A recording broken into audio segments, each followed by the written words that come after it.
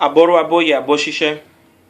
I just read the greatest quote that was attributed to Noam Chomsky, and I'm going to paraphrase it. It basically said that when you get a 22, 24-year-old person just graduated from college, they've got a $200,000 debt, you basically have someone who is much more likely to support consumerism than to take a stand for social justice or environmental justice, right?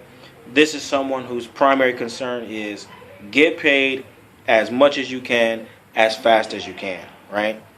And my question would, independently of the cost that is associated with it, the debt that you will incur as a university student nowadays, or you can incur, my question is, why do you need that degree in the first place, right? What is it that you hope is going to happen, or you believe is going to happen as a result of taking that degree?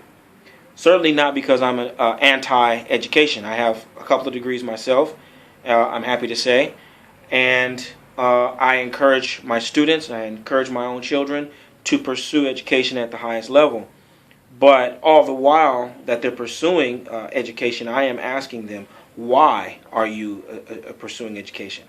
What is it that you think is going to happen when you walk out of those doors? When you have that certificate and you have your cap and gown, what do you think is going to happen, right?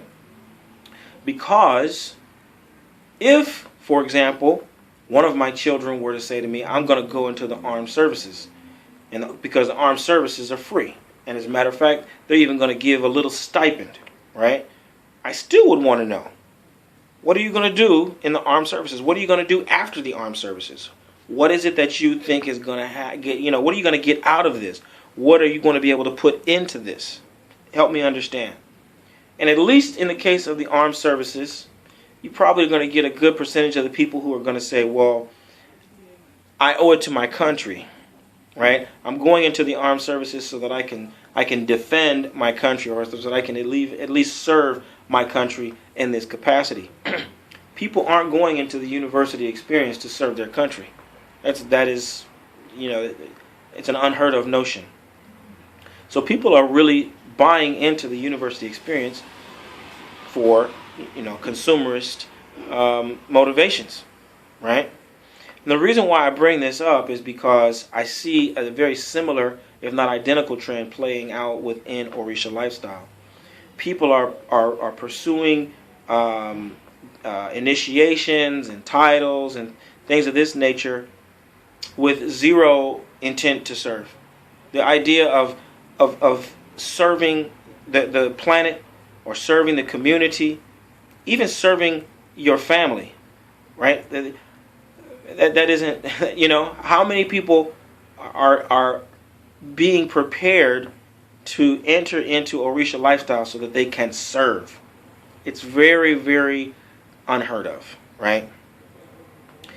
It reminds me very strongly of the works of Booker T. Washington and Carter G. Woodson, in the sense that Booker T. Washington, in the early chapters of Up From Slavery, he talks about how he made this large sweeping tour of the South, and he went, in and out of hundreds of people's homes, people who had been slaves. And he talks about how there were people who had, 6-foot grandfather clocks that were caked with dust and didn't work, and that no one could tell time anyway.